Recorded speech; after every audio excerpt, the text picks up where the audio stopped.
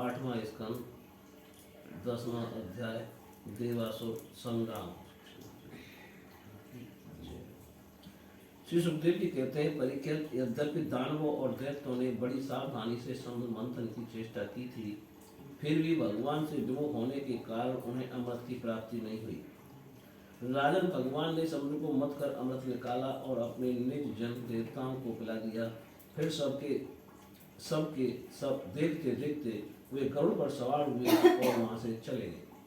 जब दैत्यों ने देखा कि हमारे शत्रुओं को तो बड़ी सफलता मिली, तब वे अपनी बढ़ती सह न सके। उन्होंने तुरंत अपने हथियार उठाए और देवताओं पर धावा बोल दिया। इधर देवताओं ने एक तो अमृत पीकर विशेष शक्ति प्राप्त कर ली थी और दूसरे उन्हें भगवान के चरण कमलों का आश्रय था ही, बस वे भी अपने अस्त्र शस्त्रों से सुसज्जित दैत्यों से भिड़ गए। परीक्षित, क्षीर सागर के तट पर बड़ा ही रोमांचकारी और अत्यंत भयंकर संग्राम हुआ। देवता और दैत्यों की वह घमासान लड़ाई देवासुर संग्राम के नाम से कही जाती है। दोनों ही एक दूसरे के प्रबल शत्रु हो रहे थे। दोनों ही क्रोध से भरे हुए थे। एक दूसरे को आमने सामने पाकर तलवार, बाण और अनेकानेक अस्त्र शस्त्रों से परस्पर चोट पहुंचाने लगे। उस समय लड़ाई में शंख, तुरही, मृदंग, नगारे और डमरू बड़ी जोर से बजने लगे। हाथियों की चिंगाड़, घोड़ों की हिनहाट, रथों की घरघराहट और पैदल सेना की चिल्लाहट से बड़ा कोलाहल मच गया। रणभूमि में रथियों के साथ रथी, पैदल के साथ पैदल, घुड़सवारों के साथ घुड़सवार एवं हाथी वालों के साथ हाथी वाले भिड़ गए। उनमें से कोई वीर ऊंटों पर, हाथियों पर और कोई गधों पर लड़ रहे थे, तो कोई गौर मृग, भालू, बाघ और सिंहों पर, कोई सैनिक गिद्ध, कंक, बगुले, बाघ और भास पक्षियों पर चढ़े हुए थे, तो बहुत से तिमलिंग, मत्स्य, सरब, भैंसे, गैंडे, बैल, नीलगाय और जंगली सांडों पर सवार थे। किसी ने होशियार चूहे, गिरगिट और खरगों पर ही सवारी कर ली थी, तो बहुत से मनुष्य, बकरे, कृष्ण, साग, मृग, हंस और सूगरों पर चढ़े थे। इस प्रकार जल, स्थल एवं आकाश में रहने वाले तथा देखने में भयंकर शरीर वाले बहुत से प्राणियों पर चढ़कर कई दैत्य दोनों सेनाओं में आगे आगे घुस गए। परीक्षित, उस समय रंग बिरंगी पताकाओं, स्फटिक मणि के समान श्वेत निर्मल छत्रों, रत्नों से जड़े हुए दंड वाले बहुमूल्य पंखों, मोर पंखों, चमड़ों और बाई से उड़ते हुए दुपट्टों, पगड़ी, कलंकी, कवच, आभूषण तथा सूर्य की किरणों से अत्यंत दमकते हुए उज्जवल शस्त्रों एवं वीरों की पंक्तियों के कारण देवता और असुरों की सेनाएं ऐसी शोभायमान हो रही थी, मानो जल जंतुओं से भरे हुए दो महासागर लहरा रहे हों।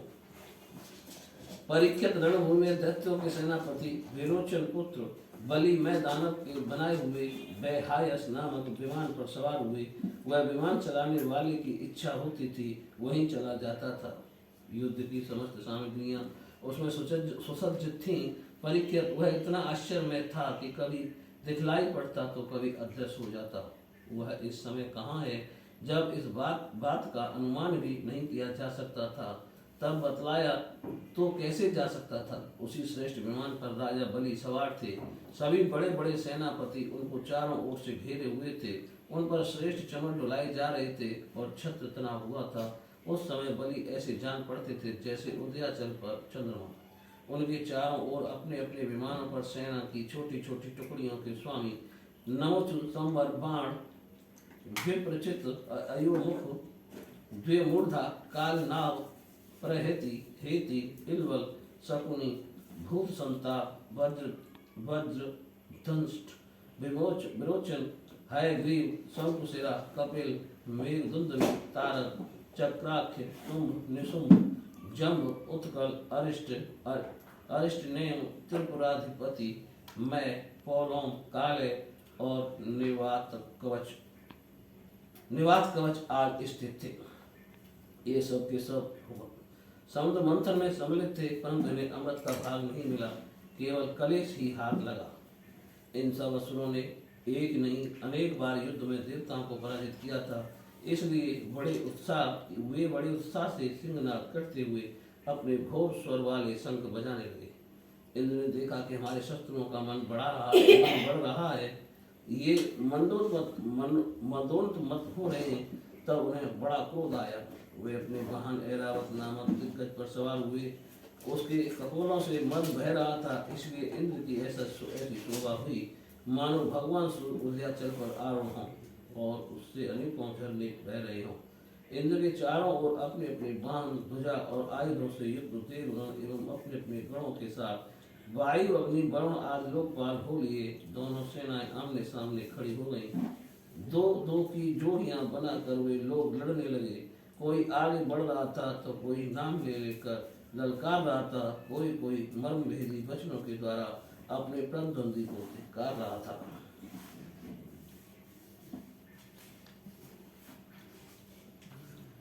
बलि इंद्र से, स्वामी कार्तिक तारकासुर से, वरुण हेति से और मित्र प्रेहति से भिड़ गए। यमराज कालनाभ से, विश्वकर्मा मय से, संभरासुर त्वष्टा से तथा सविता विरोचन से लड़ने लगे। नमुची अपराजित से, अश्विनी कुमार बृहस्पति पर्वा से तथा सूर्यदेव बलि के बाण आदि 100 पुत्रों से युद्ध करने लगे। राहु के साथ चंद्रमा और पुलोमा के साथ वायु का युद्ध हुआ।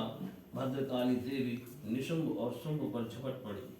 परीक्षित जंबासुर से महादेव जी की, महिषासुर से अग्निदेव की और वातापी तथा इलविल से ब्रह्मा के पुत्र मरीच आदि की ठन गई। दुर्मुष की कामदेव से, उत्कल की मातृगणों से, शुक्राचार्य की बृहस्पति से और नरकासुर की शनिचर से लड़ाई होने लगी। निवात कवचों के साथ मरुदगण, कालेयों के साथ वसुगण, पौनों के साथ विश्वदेवगण तथा क्रोध वसों के साथ रुद्रगण का संग्राम होने लगा।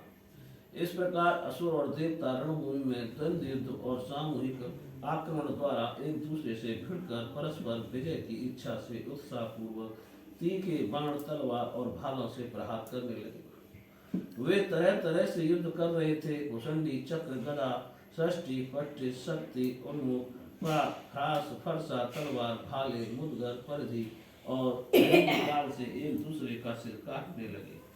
उस समय अपने सवारों के साथ हाथी, घोड़े, रथ आदि अनेकों प्रकार के वाहन और पैदल सेना छिन्न भिन्न होने लगी।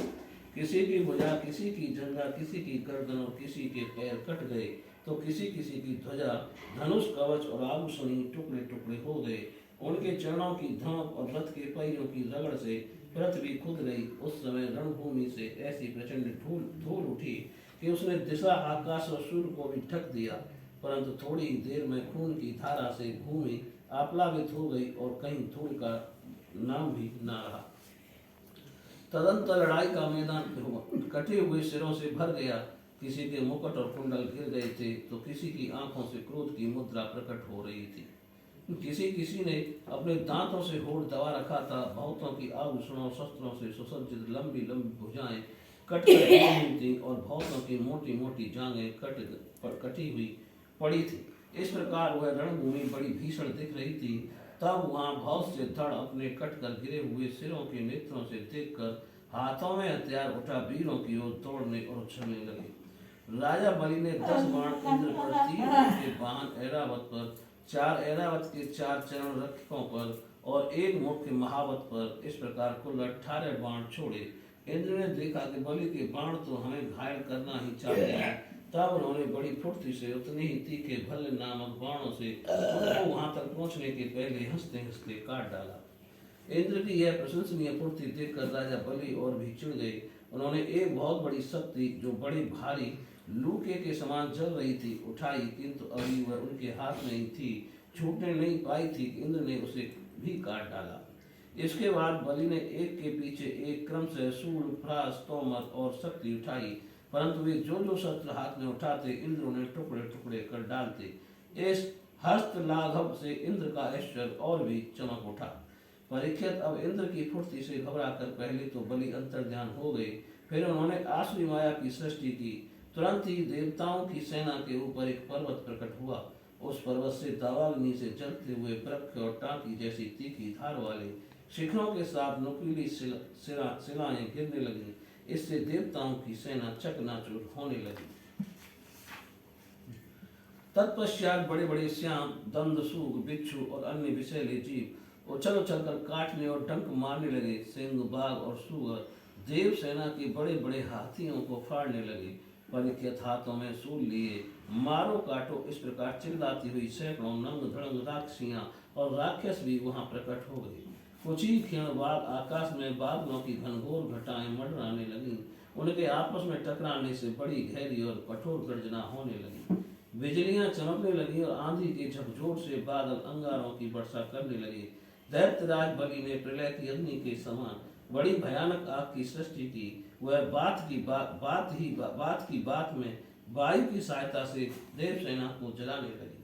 थोड़ी देर में ऐसा जान पड़ा कि प्रबल आंधी के थपेड़ों से समुद्र में बड़ी बड़ी लहरें और भयानक भंवर उठ रहे हैं और वह अपनी मर्यादा छोड़कर चारों ओर से देव सेना को घेरता हुआ उमड़ा आ रहा है। इस प्रकार जब उन भयानक असुरों ने बहुत बड़ी माया की सृष्टि की और स्वयं अपनी माया के प्रभाव से छिप रहे, न दिखने के कारण उन पर प्रहार भी नहीं किया जा सकता था, तब देवताओं के सैनिक बहुत दुखी हो गए। परीक्षित, इंद्र आदि देवताओं ने उनकी माया का प्रतिकार करने के लिए बहुत कुछ सोचा विचारा, परंतु उन्हें कुछ न सूझा। तब उन्होंने विश्व के जीवन दाता भगवान का ध्यान किया और ध्यान करते ही वहीं प्रकट हो गए। बड़ी ही सुंदर झांकी थी। गरुड़ के कंधे पर उनके चरण कमल विराजमान थे। नवीन कमल के समान बड़े ही कोमल नेत्र थे। पीतांबर धारण किए हुए थे। 8 भुजाओं में 8 आयुध, गले में कौस्तुभ मणि, मस्तक पर अमूल्य मुकुट एवं कानों में कुंडल झलमला रहे थे। देवताओं ने अपने नेत्रों से भगवान की इस छवि का दर्शन किया। परम पुरुष परमात्मा के प्रकट होते ही उनके प्रभाव से असुरों की कपटी भरी माया विलीन हो गई। ठीक वैसे ही जैसे जग जाने पर स्वप्न की वस्तुओं का पता नहीं चलता। ठीक ही है, भगवान की स्मृति समस्त विपत्तियों से मुक्त कर देती है।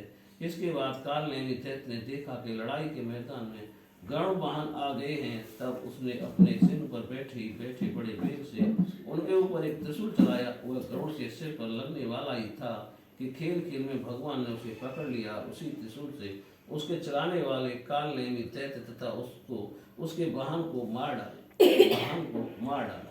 माली और सुमाली 2 दैत्य बड़े बलवान थे। भगवान ने युद्ध में अपने चक्र से उनके सिर भी काट डाले और वे निर्जीव होकर गिर पड़े।